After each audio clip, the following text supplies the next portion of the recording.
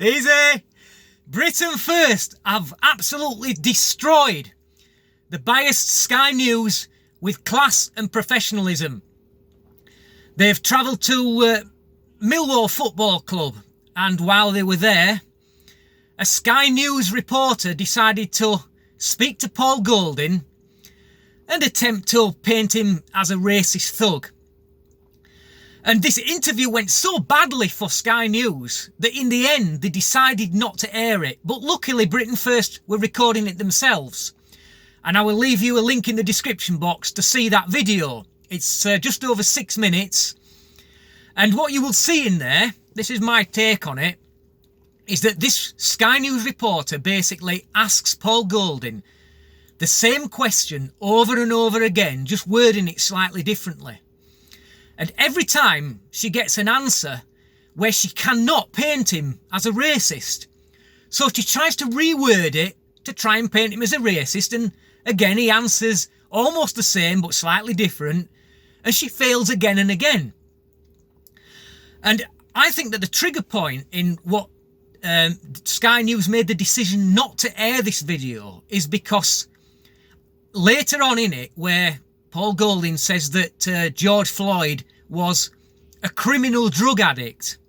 And of course the mainstream media has spent the last several months in painting George Floyd as some kind of a saint who was murdered by white racist cops. And he also points out that 2 of these cops were not white. And they've painted that narrative for so long now that they can't possibly air this because it destroys that narrative. With that one sentence alone, Paul Golding destroys that narrative that they've tried to push. And I think that was the point where they decided, oh, we simply cannot air this video. But I think this is the point there now where Britain First should be stepping up now into the bigger league, because Paul Golding has proved himself with this short interview that he can handle a biased mainstream media reporter professionally, without shouting and without resorting to digs at the mainstream media. He points out that Black Lives Matter have attempted to burn the cenotaph and also deface Winston Churchill's statue, and that the organisation itself hates Britain and Britain values. And Sky News simply did not get the response that they were looking for. They were looking for something where that if he had have said something that would have been perceived as racist, this interview would have been all over Sky News.